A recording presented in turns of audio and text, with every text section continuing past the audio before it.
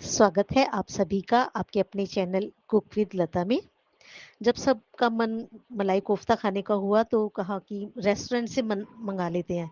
पर मैंने घर पर ही एकदम रेस्टोरेंट से भी बढ़िया मलाई कोफ्ता घर पर ही बनाए और सभी को बहुत पसंद आए हैं।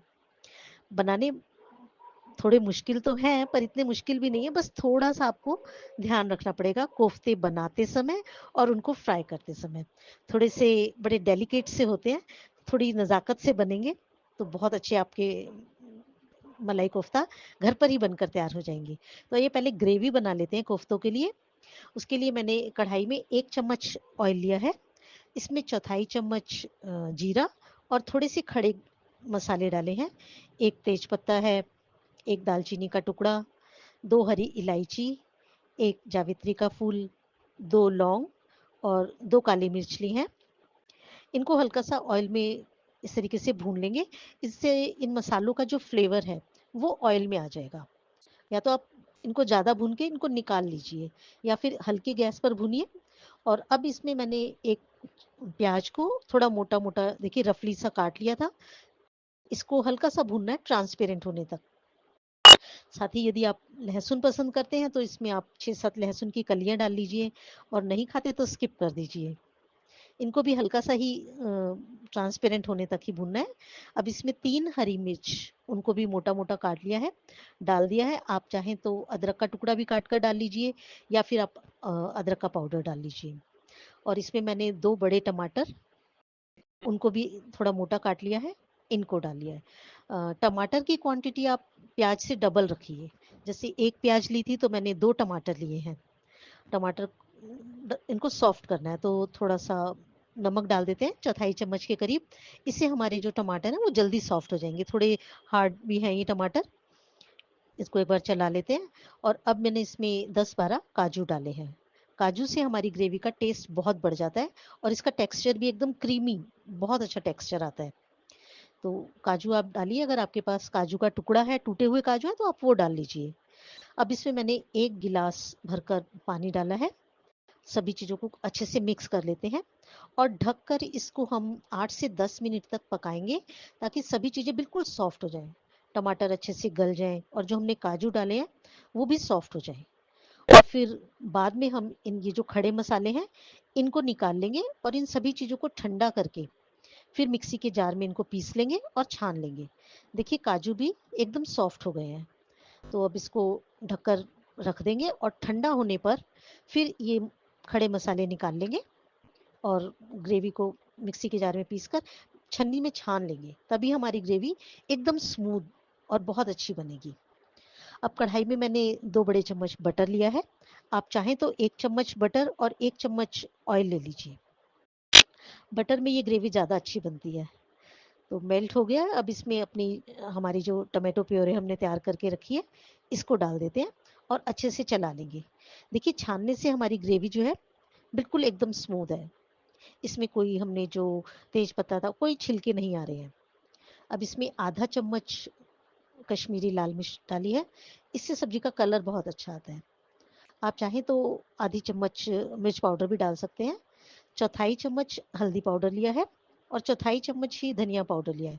बहुत ज़्यादा मसाले इसमें नहीं डलेंगे। बस इनको अच्छे से मिक्स कर लेंगे ताकि जो मसाले हैं वो भी भुन जाए और हमारी जो ग्रेवी है उसमें मिक्स हो जाए। और ग्रेवी भी देखिए हमें बिल्कुल अच्छे से भून लेनी है। अब इसमें मैंने चौथाई चम्मच नमक डाला है। नमक हमने जब टमाटर को गलाया था शुरू में तब भी डाला था। तो नमक आप बहुत ध्यान से डालिए। शुरू में आप कम ही रखिए, बाद में आप टेस्ट करके अगर आपको कम लगता है तो और डाल लीजिए। अब इसको ढककर 4 से 5 मिनट तक पकाएंगे ताकि जो ऑयल है वो सेपरेट हो जाए और ग्रेवी अच्छे से कुक हो जाए। अब ये देखिए जो टमाटर का जितना पानी था वो सब एकदम सूख गया है। ग्रेवी जो है हमारी एकदम थिक हो गई है और ऑयल भी सेपरेट हो गया है। अब इसमें आधा गिलास के करीब मैंने पानी ऐड किया है। इसको ग्रेवी को थोड़ी देर और पकाएंगे, 1-2 बॉयल आने तक। आप चाहें तो 1 गिलास पानी डाल लीजिए। हमें ये ग्रेवी थोड़ी सी पतली ही रखेंगे तभी हमारे जो कोफ्ते हैं वो अच्छे से एब्जॉर्ब कर पाएंगे ग्रेवी को। तो 4-5 मिनट इसको और इसमें बॉयल आने देते हैं कि उबाल आ गया है ग्रेवी में। बहुत अच्छी एकदम क्रीमी हमारी ग्रेवी बनी है। इसको अच्छे से चला लेंगे और अब आप इसमें टेस्ट कर लीजिए नमक। चौथाई चम्मच इसमें मैंने कसूरी मेथी डाली है, इससे भी सब्जी का जो ग्रेवी का टेस्ट है वो बहुत अच्छा आता है। तो ग्रेवी हमारी बनकर तैयार हो गई है। अब मलाई कोफ्ता है तो मलाई तो डालनी बनती है। इसमें 2-3 चम्मच आप मलाई डाल लीजिए या फिर अमूल फ्रेश क्रीम डाल लीजिए। इससे डालते ही देखिए टेक्सचर भी चेंज हो गया और टेस्ट बहुत बढ़ जाता है। आइए अब कोफ्ते बना लेते हैं। तो कोफ्ते बनाने के लिए मैंने एक बड़ा आलू उबाल लिया था, ठंडा हो गया है बिल्कुल, और 200 ग्राम के करीब पनीर लिया है। आप ध्यान रखिए कि ये बिल्कुल एकदम ड्राई हो। आलू तो मेरे एकदम ड्राई है, पर पनीर मैंने फ्रिज में रख दिया था पानी में डालकर, तो ये थोड़ा सा गीला है। और इनको हमें बहुत अच्छे से मैश करना है, तो पहले इनको ग्रेट कर लेंगे। जो कद्दूकस की बारीक वाली जाली है, इसमें करेंगे तो ये बहुत अच्छे से एकदम स्मूथ सी हमारी डो बनेगा। अब इसी में पनीर को भी देखिए ग्रेट कर लेंगे। पनीर थोड़ा सा हमारा पतला है, ये थोड़ा गीला हो गया है, तो इसके लिए हम इसमें कॉर्नफ्लावर या मैदा मिक्स करेंगे। और देखिए एक बार इस तरह से ग्रेट करके आप चाहें तो एक बार मैशर से भी इसको मिक्स कर लीजिए, दोनों चीज़ों को मैश कर लीजिए।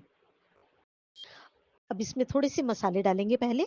चौथाई चम्मच नमक, चौथाई चम्मच लाल मिर्च पाउडर और चौथाई चम्मच गरम मसाला।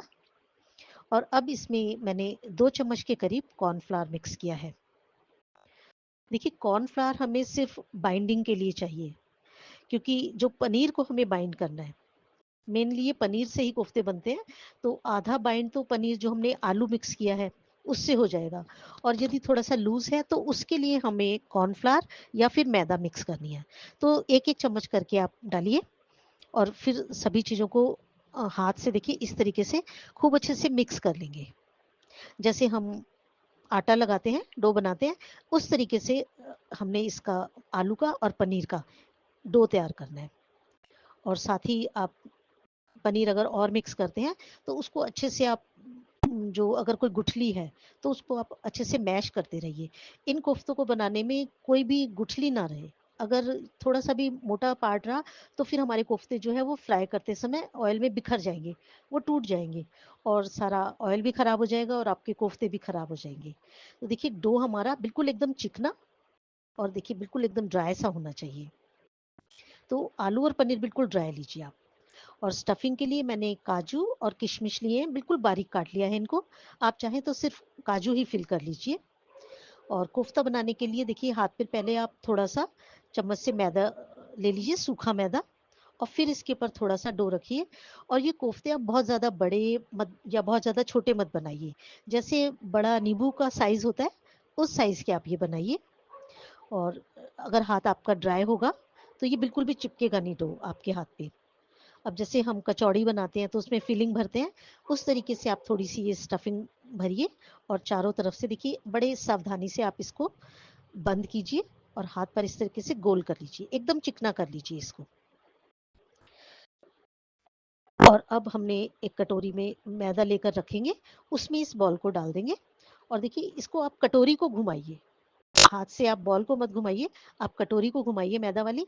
तो मैदा जो है वो बहुत अच्छे से एकदम कोफ्ते की बॉल के ऊपर लग जाएगी, देखिए इस तरीके से। और बाद में ये जो कोफ्ते हैं ये मैदा को बिल्कुल एब्जॉर्ब कर लेंगे, एकदम सोख लेंगे और बिल्कुल ड्राई हो जाएगी। अब देखिए इसी तरीके से आप सभी कोफ्ते बना लीजिए।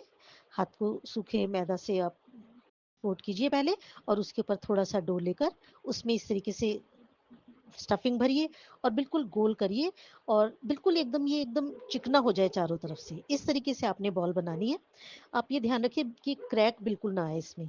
अगर क्रैक आया तो फिर आपका जो कोफ्ता है वो फटेगा ही ऑयल में। और इस तरीके से आप कोफ्तों को हाथ बहुत कम से कम लगाइए और एक बार मैदा लग जाए तो फिर हाथ में लेके इसको जो एक्स्ट्रा मैदा ड्राई मैदा है उसको आप झाड़ दीजिए इस तरीके से। और इस तरह से सारे अपने कोफ्ते बना लीजिए और देखेंगे आप थोड़ी देर बाद बिल्कुल ये ड्राई हो जाएंगे। और जो ऊपर की लेयर है वो सूखी मैदा से थोड़ी सी हार्ड हो गई है। ये देखिए बहुत अच्छे से कोफ्ते बन गए हैं। और इनको अब मैंने गैस के ऊपर ऑयल रख दिया है कढ़ाई में, लो टू मीडियम फ्लेम पर उसको पहले गर्म कर लेंगे। और जब हम कोफ्ते डालेंगे तब हम थोड़ी सी कम कर लेंगे गैस की फ्लेम, क्योंकि ये पनीर के कोफ्ते हैं बहुत जल्दी एकदम से जलने लग जाएंगे। और कोफ्ते डालने के बाद आप इस तरीके से ऑयल को हल्का सा घुमा दीजिए पहले तो। और फिर आप ये कोफ्ते डालिए, एक-एक करके जितने कोफ्ते आ जाएँ उतने आराम से डालिए, ज़्यादा मत डालिए और इनको बिल्कुल भी छेड़िए मत डालने के बाद। इनको सिकने दीजिए और 1 मिनट के बाद आप ऑयल को ऊपर से देखिए कोफ्तों के ऊपर इस तरीके से कड़छी से डालिए। तो ऊपर की लेयर भी हमारी जो है वो थोड़ी-सी क्रिस्पी हो जाएगी और ये फिर बिल्कुल भी टूटेंगे नहीं कोफ्ते। बिल्कुल पड़ा रहने दीजिए आप इनको ऑयल में, ये देखिए और फिर हल्का-सा आप टच करके देखिए नीचे से सिक गए हैं, तभी आप इनको पलटिए। ये देखिए, बहुत सावधानी से इनको पलटना है। फ्राई करते समय आपको बहुत पेशेंस रखनी पड़ेगी, बिल्कुल भी जल्दबाजी मत करिए। अगर आपने जल्दी की तो कोफ्ते फटेंगे और एक कोफ्ता भी फटा तो आपका पूरा ऑयल जो है ये बिल्कुल खराब हो जाएगा और आपका मूड भी खराब हो जाएगा। तो बस इस बात का ध्यान रखिए और या फिर आप देखिए इस तरीके से आप कढ़ाई को ऑयल को इस तरीके से हिलाइए। तो ऐसा करने से देखिए कोफ्ते घूम रहे हैं, तो ये चारों तरफ से अच्छे से सिक जाएँगे और आप जब ये हल्के से थोड़े से क्रिस्पी हो जाएँ, तब आप हल्का-सा इनको टच करके देखिए। अगर आपको लगता है कहीं से कम सिके हैं, तो फिर आप इनको पलट लीजिए।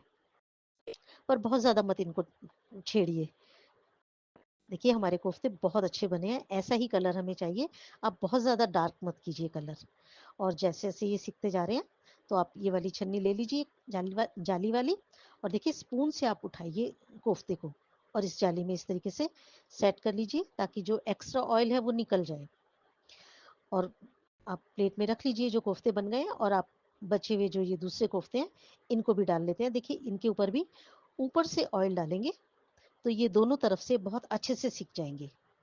देखिए बिल्कुल एकदम गोल और बहुत ही ये सॉफ्ट होते हैं ये वाले जो कोफ्ते होते हैं।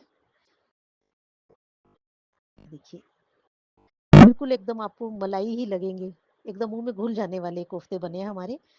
तो इनको भी निकाल लेते हैं। बस ऐसा ही कलर रखिए, बहुत ज़्यादा आप कलर डार्क मत कीजिए।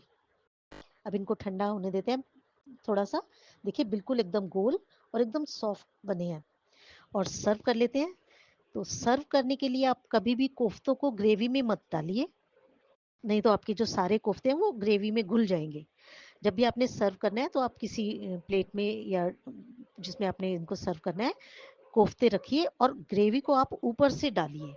ग्रेवी को आप गरम कर लीजिए और फिर इन कोफ्तों के आप ऊपर आप इनको डालिए और ग्रेवी की कंसिस्टेंसी आप देख लीजिए इस टाइप की होनी चाहिए। बहुत ज़्यादा थिक मत रखिए आप। अगर बहुत ज़्यादा हमारी गाढ़ी होगी ग्रेवी, तो फिर हमारे जो कोफ्ते हैं वो एब्ज़ॉर्ब नहीं कर पाएँगे उसको और थोड़े से ड्राई रहेंगे। और असली टेस्ट दोनों का ही है।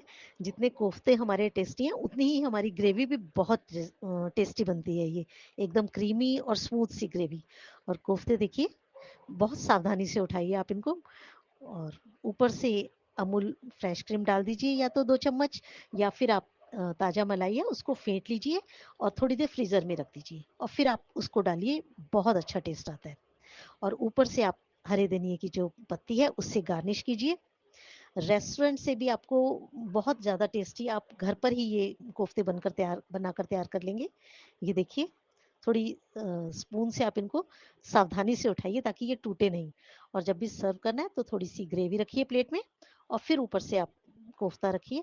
देखिए मैं आपको तोड़ कर दिखाती हूँ कितने एकदम सॉफ्ट हमारे कोफ्ते बने हैं और जो हमने स्टफिंग भरी थी देखिए आपको बस स्टफिंग ही नज़र आ रही है कोफ्ते के बीच में, कोई भी गुठली नहीं है, बिल्कुल भी हार्ड नहीं है, बहुत ज़्यादा सॉफ्ट और बहुत ज़्यादा क्रीमी, बहुत टेस्टी हमारे कोफ्ते बनकर तैयार हैं। बस थोड़ी-सी ध्यान से बनाइए आप इनको, पेशेंस के साथ बनाइए। बहुत अच्छे कोफ्ते बना पाएँगे आप भी। वीडियो पसंद आई है, तो प्लीज़ वीडियो को लाइक कीजिए और ज़्यादा से ज़्यादा शेयर कीजिए और चैनल को सब्सक्राइब ज़रूर कीजिए।